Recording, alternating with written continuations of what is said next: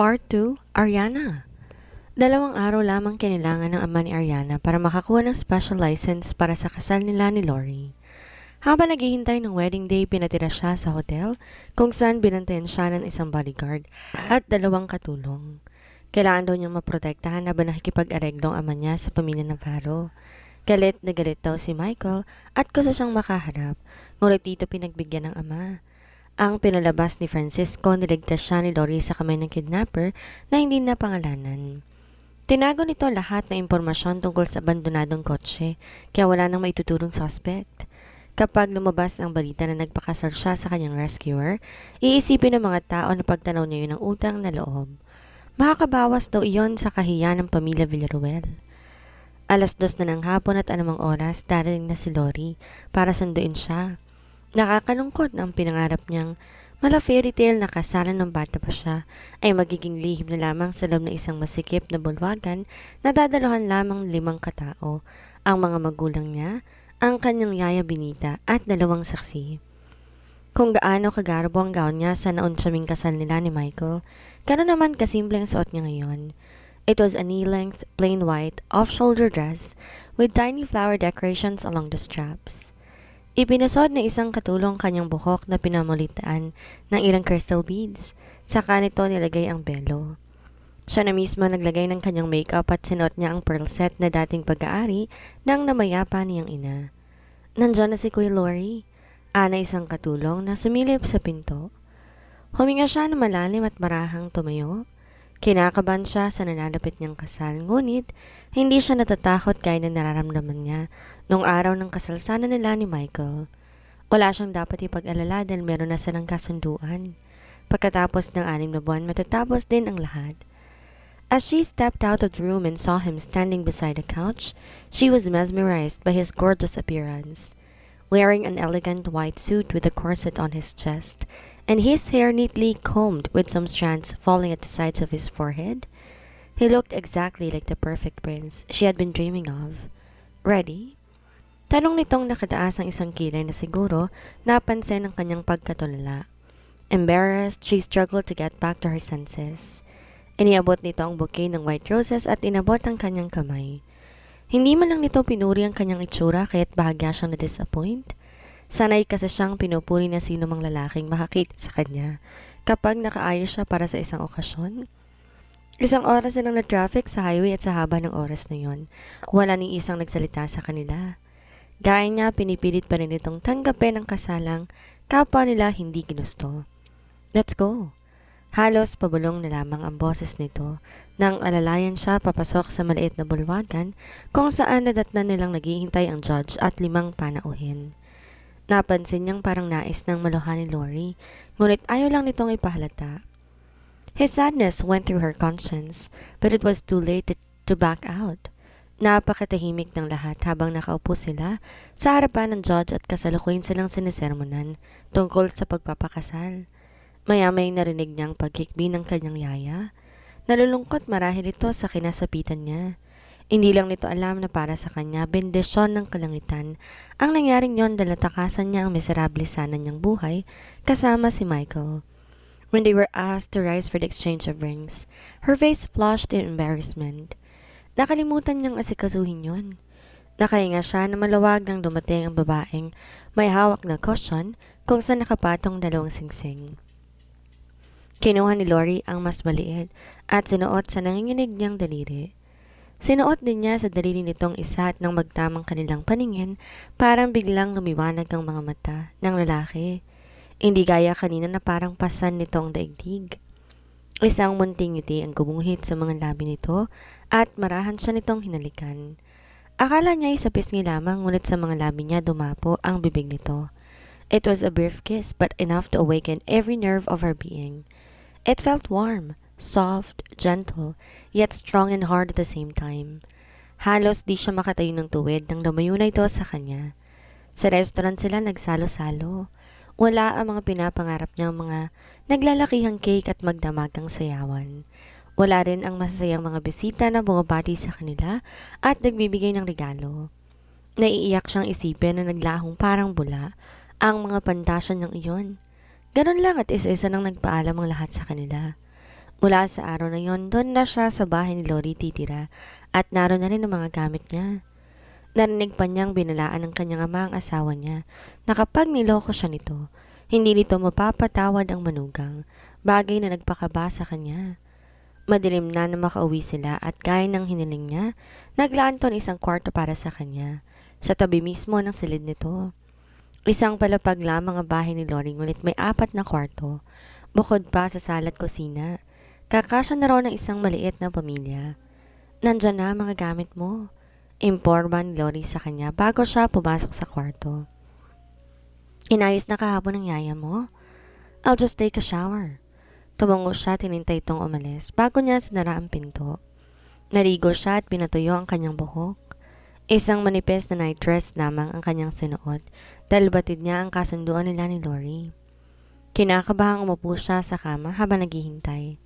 Naalala niya ang hubad na katawan noon ng lalaki nang pumasok to ng banyo kung saan siya nakagapos. He had those beautiful muscled arms, wide chest and 6-pack abs. Dati isang bangungot yun sa kanya, subalit ngayon habang nagbabalik ang isipan niya, sa sandaling iyon ay napapangiti siya. Ilang minuto nang lumipas ngunit hindi pa rin to dumating. Baka nalimutan nito ang kasunduan nilang iyon. Kung magkaganon dapat siyang matuwa. Ngunit bakit parang hindi? Nakarinig siya ng tinig mula sa labas. Sumilip siya at nakita si Lori na nakikipag-usap sa isang middle-aged na babaeng nakasuot ng malaking eyeglasses. Kahapon pa raw siya tumatawag sa'yo, pero di mo siya sinasagot, anang babae. Damn! Anas ni Lori na hinahaplos ang noo. Mukhang malaking suliranin ang dala ng babaeng iyon. Alam na ba niya? Kumalat kaninang balita sa opisina. May nakikita raw sa iyong mga kasamang nakabelo. Imposibleng di umabot sa kanya. Nagsalubong ang mga kilay ni Ariana. Hindi niya alam kung sinong pinag-uusapan ng mga ito, ngunit parang masama ang kutob niya. I'll go see her right now, ani Lori. Kakausapin ko siya? Kung bakit kasi hindi mo muna siya kinausap bago ka nagpakasal eh? Girlfriend mo naman siya. Siya dapat ang una nakaalam. Napamalagat si Ariana. May girlfriend pala ito? Kung bakit di na to yun binanggit sa kanya noon. I tried, but I didn't know how to tell her. I was such a coward. Of course you are, she said against clenched teeth as she pushed the door close. Ayaw niya nang marinig pa ang pinag-uusapan ng mga to. Nagkahalo-halo na tuloy ang nararamdaman niya. Hindi niya mapigilang makonsensya para sa isang babaeng nasaktan pala niya. Higit pa roon, bakit parang naiinis siya? Bakit parang masakit tanggapin na kailanman hindi mapapasa kanya ang puso ni Lori dahil meron na pala tong ibang minamahal? Siguradong malaking gulong kahahantungan nito. Kung alam lang sana niyang may nobya si Lori, tumakas na lamang sana siya papuntang Paris gaya ng suhestyon ng kanyang madrasta. Isang malalim na hininga ang pinakawala ni Lori nang pumasok siya sa kwarto ni Ariana at naabutan tong mahimbing ng natutulog. Kahit ang lampshade lang ang nagbibigay liwanag sa silid, kitang-kita pa rin niya bawat detalye ng malaanghel nitong mukha. He remembered his first sight of her, that beautiful naked body that haunted his dreams ever since. Many times he dreamt of touching those soft curves and kissing those luscious lips, but then he would wake up to find his bedside empty. Maraan siyang umupo sa tabi nito at hinilang kumot hanggang sa dibdib nito. Sa suot nitong manipis na night dress, halos nakikita niya na ang hubad nitong katawan. He could have her now, as they had agreed upon in exchange for this marriage. But somehow he could not find the guts to disturb her sleep. He reached out over her head and lightly brushed the strands of soft hair flowing over the pillow. Di siya makapaniwalang may asawa na siya, at isang napakagandang babae na anak ng matapang na police chief at masungit na abogado. Hindi niya matukoy kung swerte bang dumapos sa kanya o sandamakmak na kamalasan. Nagulat siya na makarinig siya ng mahinang ungol mula sa dalaga at hinawakan itong kanyang kamay. Akala niya nagising na ito, ngunit nang tingnan niya, nakapikit pa rin to at may ibinubulong. My prince, you've come to my rescue. Do not leave your princess again. Yun lamang at mulitong nanahimik. Ilang sandali pa bago rumihistro sa isip niya ang sinabi nito at hindi niya napigilang matawa. Kung di lang 10 oras ng gabi malamang, mapabunghalit siya ng tawa. Sa kabila pala ni pinapakita nitong sophistication, may tinatago pala tong childish fantasies. Isang minuto ang nakalipas, Bago niya napahinto ang sarili sa pagtawa. There was something about this woman that struck him the very first time he met her. Ito palang yatang babaeng nakapagpatawa sa kanya, isang bagay na nalimutan niyang gawin sa loob ng mahabang panahon. Nang sunduin niya ito para sa kanilang kasal, pakiramdam niya para na rin siyang pumasok sa bilangguan. Ngunit nang magpalitan sila ng singsing at tumitig siya sa mata nito, biglang gumaan ang pakiramdam niya na para bang hinahaplos itong kalungkutan at bait na naroon sa kanyang puso sa loob ng mahabang panahon. Huminga siya ng malalim at marahang tumayo, saka siya muling umupo sa single couch malapit sa bintana. Hindi dapat mahulog ang loob niya kay Ariana. Kahit hindi nito sabihin, alam niya, ginamit lang siya nito para matakasan ng isang taon siguro ay labis itong kinamumuhian. Sa puntong mas pinili pa nitong magpakasal sa isang estranghero. Anyway, pagkatapos ng 6 na buwan maghihiwalay rin sila at masisimulan na rin niyang muling ituwid ang kanyang buhay. Naalala niyang kasintahan niyang si Chloe. Gaya ng inasahan niya, 2 sampalang sinulubong nito sa kanya nang dalawin niya to sa inuupahan nitong apartment. Awang-awa siya sa itsura kanina ng babaeng umiiyak at hindi mapatahan. Sa kabila ng kabaitan nito na kahit 2 beses sa isang buwan na lang na magkita sila, pilit itong iniintindi ang kanyang sitwasyon. Nagawa niya pa tong saktan. Tired and confused, he leaned back on the couch and closed his eyes. Hindi pa pala yun ang huli sa mga problema niya. Kapag nalaman ni Louie na ikinasal siya, siguradong magwawala iyon. Maging ang tiyahin niyang si Lourdes, siguradong magugulat at sasermonan siya ng ilang oras. Napakalaking gulo talaga nitong napasok niya. Ngunit nangyari na ang lahat. Pagmulat ni Lori ng kanyang mga mata, nasilaw siya sa sinag ng araw. Nakatulog pala siya ron sa silid ni Ariana. Rubbing his eyes, he slowly stood up and felt something fall on his feet. Nang tingnan niya isang manipis na kumot yon, marahil binalabal sa kanya ng asawa habang siya ay natutulog. Napangiti siya nang pinulot yon at tinupi saka binalik sa kama. Wala na doon si Ariana at naniligpit na rin ito ang pinagtulugan. Kahit pala napapalibutan to ng mga katulong, marunong pa rin to ng simpleng gawaing bahay. Naligo siya at nagbihis bago pumunta ng kusina para sana magkape. Nang masilip niya mula sa bintana si Ariana, may hawak na gardening scissors. Natatakot siya na baka masugatan itong sarili at malagot siya sa ama nito kaya nagmamadali siyang lumabas. "What are you doing with that scissors? Ibaba mo yan?" Napakatalas na mga mata. Sinulyapan siya nito bago tinuloy ang ginagawa. Nilapitan nito ang mga damong matagal nang napabayaan. Sa suot nitong maiksing shorts at tank top, nagmukha itong teenager. "Pasalamat ka sa akin at pagagandahin ko tong bakuran mo," anito. Nagtaka siya sa mataring nitong tono. Parang galit ito sa kanya. "I am telling you, delikado yan. Ipapalandscape ko na lang kung nababalisa ka. You don't know anything about me, Engineer Horado. Wala kang alam kung anong kakayahan ko." Lori found himself smiling, once again amused of her. "Paano man nalaman na engineer ako? Nag-ahalongkat ako sa kwarto mo kagabi at nakita kong picture niyo ng girlfriend mo." Nagulat siya nang batuhin siya nito na maliit na sangka, saka pinagugunting ang mga damo na parang pinanggigigilan yon. Iyon palang kinagagalit nito. He laughed out loud. "So my wife is the jealous type." Hindi ako nagsiselos. Muli siya nitong binato ng dahon at binitawan ng malaking gunting. "Yung girlfriend mong iniisip ko, kawawa naman siya. Kung sana sinabi mo noon, naghanap na lang sana kung ibang gustong magpakasal sa akin. At ipinakulong mo sana ang kapatid ko?" Tumiim ang kanyang mga labi. "Probably. Dapat lang naman talaga siyang maturuan ng leksyon. Kung patuloy mong pagtatakpan yung kapatid mo, mas malaki pang problema ang dadalhin niyan sa'yo." Nakaramdam siya ng pagkairita. "Don't judge my brother like you know anything about him." Aniya, na nalimutan ang ginawa nito ni Louie noong araw na nagkakilala sila. "I don't have to know him well to tell that he is wrong. He needs to be disciplined." "Ginagawa kong lahat para disiplinahin ang kapatid ko. You don't have to remind me." Akala niya makikipagtalo ito, ngunit pinulot lang nitong gunting at muling tinabas ang mga damo. Aalis na sana siya nang may marinig siyang paparating na yabag. "Kuya!" Nagulat siya sa malakas na sigaw ni Louie. Paglingon niya, mabilis nang lumapit sa kanya. "Totoo bang pinakasalan mo yung babaeng na regalo ko sa'yo? Sabi mo hindi ka magpapakasal kahit kanino. Bakit ka nagsinungaling sa akin? Panandalian siyang nagitla. Hindi niya gusto ang tono nito. Huwag mo akong pagsasalitaan ng ganyan. Baka nakakalimutan mong ikaw ang may kasalanan nito. Sana, inamin mo na lang na akong may kasalanan. Matalim na tong tiningnan. Sa tingin mo ba buhay ka pa ngayon kung sinabi kong totoo? Sumusobra na yung kalokohan mo, Louie, and this time, nagkamali ka ng biniktima. Sumama siya sa akin. Hindi ko siya kinidnap. Depensa nito. Talaga? Biglang saba ni Ariana na nooy sa tabi na pala niya at matapang na umarap kay Louie. Dahil ba sumama ako sa'yo, may karapatan ka ng igapos at hubaran ako? Malaki ang atraso mo sa akin, bata ka.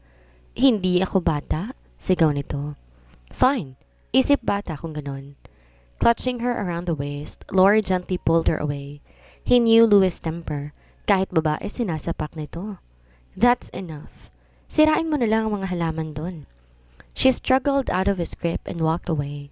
Binalikan nga nito ang mga damo at muli yung pinanggigilan.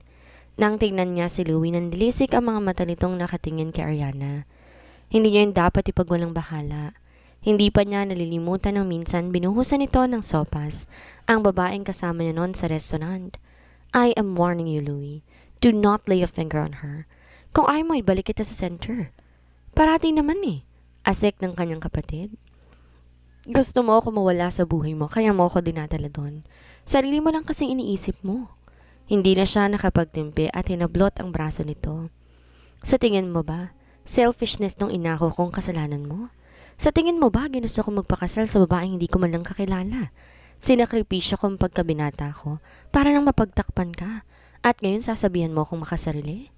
Nagtitigan silang magkapatid, mata sa mata. Akala niya lalaban to.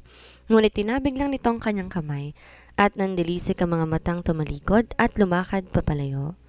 San ka pupunta? The sight of his aunt interrupted him. Kasama pala nito si Louie. Siguradong mahuhuli siya sa trabaho nito sa mahabaan nitong pagsisermon. Pasok ka sa loob, mag-uusap tayo. Anang tita Lourdes niya. Napakamot siya sa ulo.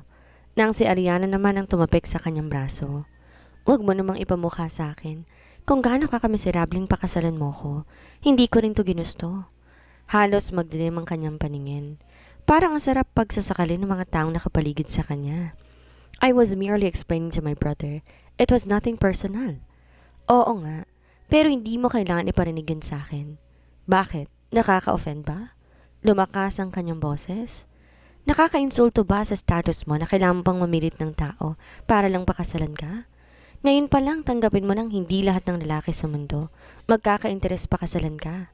Kahit ikaw pa ang pinakamagandang babae sa buong mundo, hindi mo hawak ang damdamin ko. You have no idea how miserable I feel right now. He was gasping furiously. Mula na mapag-usapan ng kasalang iyon, noon lang niya na ilabas ang sama ng loob. Ngunit nang makita niyang naluluhan nitong mga mata, tila biglang may kumurot sa kanyang puso. Di niya inakalang masasaktan ito. Pagtiisan mo na lang ako ng 6 months, anang babae at saka pumasok ng bahay. He drew a deep breath and cursed himself. Nasobrahan yata ang mga nasabi niya. Nakalimutan niyang kasalanan ni Louie kung bakit napadpad sila sa ganong sitwasyon. Opo, Daddy. Sagot ni Ariana sa ama na kasalukuyan niyang kausap sa cellphone. We will be there for sure.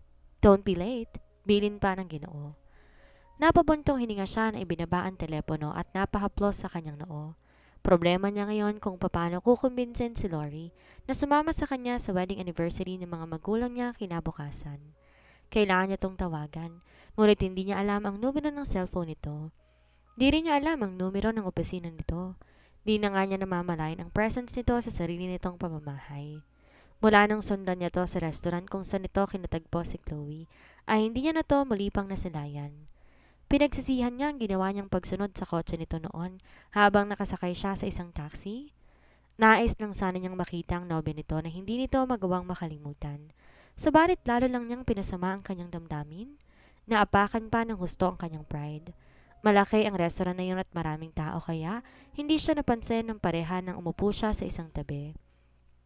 Mula roon, lihim niyang pinagmasdan na magsing irog na magkahawak pa ang mga kamay. Di naman pala ganun kaganda si Chloe, ngunit napakabait at napakalambing nito sa nobyo.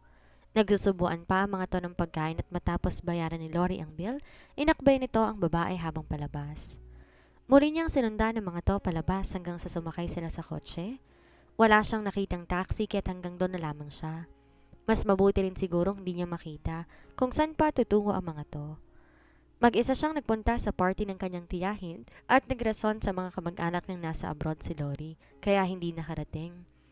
Alauna na na madaling araw siya umuwi ngunit di pa dumarating si Lori noon. Ano pa nga bang aasahan niya? Natural, magdamag nitong kasama si Chloe sa kung saan man nagpunta ang mga to. Bumuntong hininga si Ariana habang papasok sa kwarto ng asawa. Mula pa naman nung umpisa, binalaan na siya nito na huwag niyang papakailaman ang extramarital affairs nito. Pinayagan niya ngayon kaya wala siyang karapatang magreklamo. Gayunpaman naiinis siya. Para siyang inaapi. Hindi pa siya kailanman naapi ng ganon sa kanyang buhay. Nainis na siyang umalis sa bahay na yon. Ngunit, hindi pa man maaari. Kailangan pa nga niyang habaan ang kanyang pasensya. Konting tiis pa. Matatapos din ang lahat ng ito. Kinalkal niya ang drawer ng mesa ni Lori para hanapin ang address ng opisina nito. Nakakatawang isipin na asawa niya na ito ngunit wala siya halos alam tungkol dito. Di niya alam kung bakit ito biglang nagbago. Kala pa naman niya magkakasundo na sila. Napakainat ng mga halik nito sa kanya ng gabing iyon na hanggang sa kasalukuyan ay nagpapakilig pa rin sa kanya. Ngunit pagkatapos ng pangyayaring iyon ay hindi na to nagpakita pa sa kanya. Nakahanap siya ng ilang piraso ng calling cards ni Lori. Kumuha siya ng isa at lumabas na ng silid. Tatawagan sana niya ngunit naisip niyang mas mabuti siguro. Kausapin niya to ng personal para mapakiusapan niya kung sakaling hindi ito pumayag na samahan siya sa anniversary party ng mga magulang. Nagsuot siya ng strapless mini dress at pinatungan niyo ng maliit na blazer. Kailangan formal ang itsura niya dahil kumpanya iyon. Naglagay siya ng konting makeup sa mukha at ipinusod ang kanyang buhok sa kanyang batok. Sa ganong itsura niya, hindi na nga siguro pagdududahang asawa siya ng CEO. Pagpasok niya sa opisina na tinuro ng receptionist, nakilala niya kaagad ang babaeng nakaupo sa harapan ng front desk. Yun din ang babaeng nakita niyang kausap ni Lori nung araw ng kanilang kasal at nagbalita rito tungkol kay Chloe. Di niya akalalang sekretarya pala ito ng lalaki. I am Mrs. Ariana Horado. Pakilala niya. Gulat na tumayo ang sekretarya at nakipagkamay sa kanya. Ay, kayo po pala ma'am. Sorry, hindi ko pa po kasi kayo nakikita Vicky po. Nginitian niya ito at lumingon-lingon sa paligid. Nandito ba ang asawa ko? May sasabihin sana ako sa kanya. Kakalabas lang po niya ma'am. May bisita kasi siya galing Sweden. Kailan siya babalik? Opo muna kayo ma'am. Tinuro nito ang sofa. Gusto niyo po ba ng kape? Sure. Sagot niya at pinanood itong tunguhin ng water dispenser. Isang minuto sigurong lumipas bago to bumalik at ipinatong isang tasa ng kape sa katapat niyang mesa. Saka to bumalik sa desk. Naku, baka matatagalan po si Sir Lori. Saka lang nito sinagot ang kanyang tanong. Kung gusto niyo po ma'am, tatawagan ko siya. She waved her hand. Wag na, nakakaya naman sa bisita niya. Hihintayin ko na lang siya dito. Sige po ma'am. Makaraan na higit isang oras ng paghihintay, nagsisi siya kung bakit hindi na lang niya ito pinatawag. Inip na siya at nababagot. Nakatatlong tasa na siya ng kape, hindi rin niya makausap si Vicky. Dalalo sunod-sunod na ang mga tawag na sinasagot nito. Napatingin siya sa pinto nang may marinig siyang ingay. Sa wakas, dumating na si Lori. Ngunit may kinakausap pa itong isang layuhan sa bungad ng pinto. When they finally said their goodbye, she stood up to meet him. Hindi mo lang siya nito pinansin at tumiretso kay Vicky. Paki-fax mo lang to kay Mr. Go, urgent lang. Utos ito habang tinatanggal ang blazer.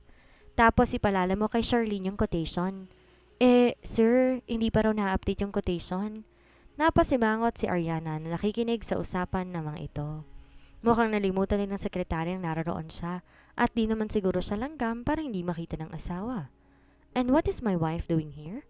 Narinig niyang tanong ni Lori makailan ng ilan pang minuto. Gulat siyang napatingin dito. Magkasalubong ang mga kilay habang nakatungo sa kanya. Bago pa siya makapagsalita, inunahan siya ni Vicky. Kanina ka pa niya hinihintay, sir. Really? Tinungo nito ang desk. Sinabi nito ang blazer sa likuran ng swivel chair bago umupo at muling tumingin sa kanya. Is there anything I can do for my beautiful wife? Kung sa ibang pagkakataon baka na-flatter pa si Ariana, ngunit parang nanunuya lang ang asawa. Nilapitan niya to at umupo sa bakanting upuan sa harapan ng desk nito. I need to talk to you. He raised an eyebrow, telling her to go on. Sa itsura nito parang wala pa tong tulog. Pagod na nga kasi to sa trabaho. Inuuna pa nitong makipagkita kay Chloe kaysa umuwi at magpahinga. Wedding anniversary bukas ng parents ko. Kailangan daw naroon tayong dalawa. Gaya ng inaasahan niya sa may mangot to. Tell them I'm out of the country. I'm not going. That's what I told them nung birthday ng tita ko. Di na sila naniniwala kung magrarason ulit ako. I assured them that you will come with me. Everyone in my family wants to meet you. I'm busy, and you have no idea how I hate parties. I'm sorry but I can't. Hinawakan niya na mahigpit ang isang kamay nito. Kung kinakailangan magsumamo, gagawin niya, wag lamang siya nitong pagtawanan. Sinigurado din niyang magagalit ang kanyang ama kapag nakahalata itong pinababayaan siya ng asawa. Please, Lori. Kapag hindi ka pumunta doon, baka magalit si Daddy at pagdudahan ng relationship natin. Just once, pagbigyan mo ako, I swear. I'm never going to ask for anything from you again. Matagal na nanahimik si Lori. Parang binabasa kung tunay ang pagmamakaawa sa kanyang mga mata. Maya-maya bumuntong hininga ito. Okay, sa wakas ay aniya. Namilog ang mga mata nito. But only this once. I will not be escorting you to any party again. Yes, I will never ask you again. Thank you. But don't you ever mention anything about me, being your hero. I don't want to hear anything about it. And don't make me lie. I won't. Don't worry. Alright, kung wala ka nang sasabihin, then you should go home. Do not bother me anymore. Pinagdikit ni Ariana ang kanyang mga labi. Wala pa yata sa 2 minuto silang nag-uusap at pang-aabala na raw yon? Fine, aniya at tumayo na. But be sure to come home before 6 tomorrow. Ayaw ni Daddy ang nalilate. Yes, yes. Now leave me in peace. Tugon nito na parang hindi makapaghintay, iwan niya ito. Para hindi ito magalit at magbago pang isip, mabilis niyang kinuha ang kanyang bag sa lounge. Lalabas sana siya ng opisina nang isang babae ang biglang pumasok. Hi, baby.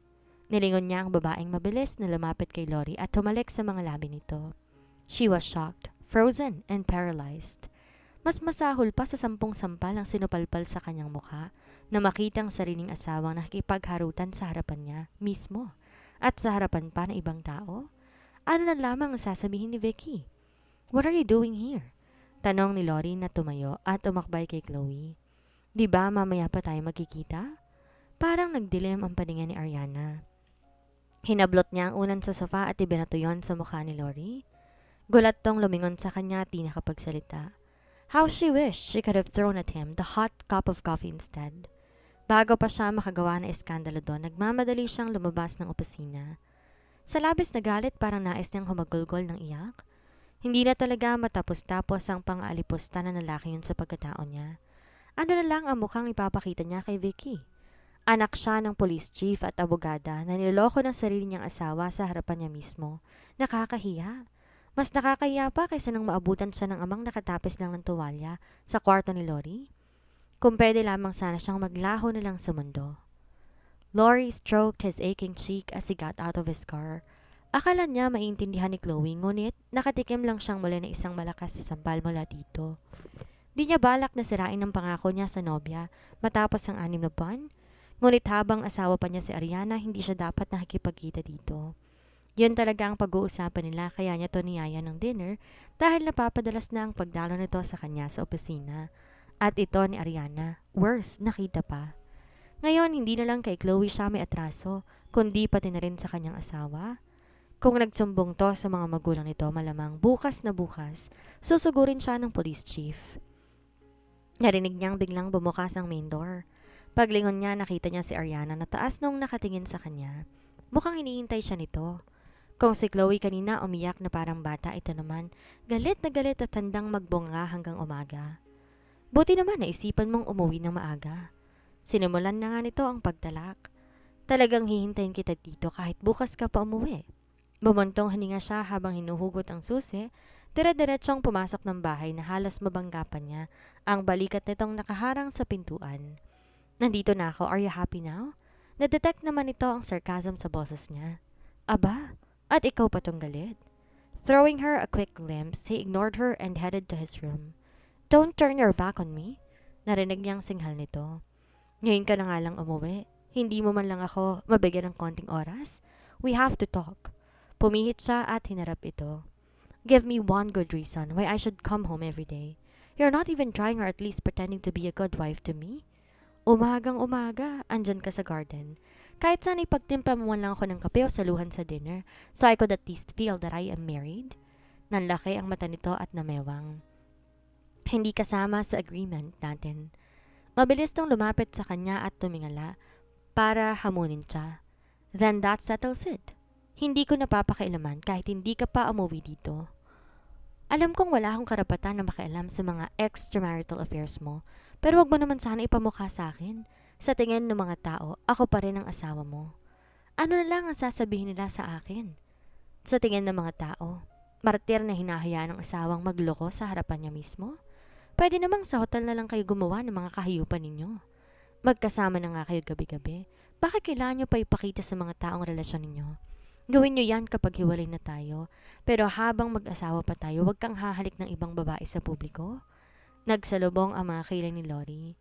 Sa haba ng sinabi ng asawa, isa lamang ang malinaw sa kanya. Iniisip itong si Chloe ang inuuwian niya, kaya't parati siyang wala sa bahay. Sa galit na nakikita niya ngayon dito ay parang di na lamang yon dahil sa pride. Nagsiselos ito, kahit kanina pa man sa opisina nang batuhin siya nito ng unan. Napansin niya na yon. Before you complain about my extramarital affairs, naisipan niyang sakyan ang hinala nito. Siguraduhin mo munang nagagampanan mo ang responsibilidad mo bilang asawa ko. Her eyebrows met, puzzled. Na ano? I'm referring to your obligation. I'm a man. I have my needs. Kung hindi mo yun kayang ibigay sa akin, I have all the right to search for it somewhere else. Unless of course you're ready to be a real wife to me, then you can expect me to come home to you every night. Biglaan ang pamumula ng mga pisngi nito. Marahil pinag-iisipan nito kung kakayanin ba nito ang kanyang kahilingan? Does that include making love to you? She asked a moment later. Exactly. In the first place, pinag-usapan natin yan noon bago tayo magpakasal, di ba? Lalo itong natulala. He laughed mischievously and opened the door of his room. Niluwagan niyang suot na korbata habang papasok doon. Fine, I'll do it. Ani Ariana mula sa likuran niya na labis niyang kinagulat. But you have to start behaving yourself in public from now on. Natatawang tinanggal niya ng tuluyan ng korbata at isinunod ang kanyang dress shirt. You have my word. Nilagay niya ang hinubad na damit sa laundry basket at nang muli niya tong harapin na huli niya tong nakatitig sa kanya. Siguro kanina pa nito tinititigan ang kanyang likuran. Napangisi siya nang mamula ang mga pisngi nito. She tried to look away pero alam nila pareho na nahuli na niya ito. Since we've come to an understanding, sabi niyang kunwari hindi napansin ang pamamula ng babae. Go to your room and wait for me there. Maliligo lang ako sandali. Wala tong sinagot at nagmamadaling lumayo na parang natatakot na bata. Napatawa siya. That woman just wouldn't stop amusing him.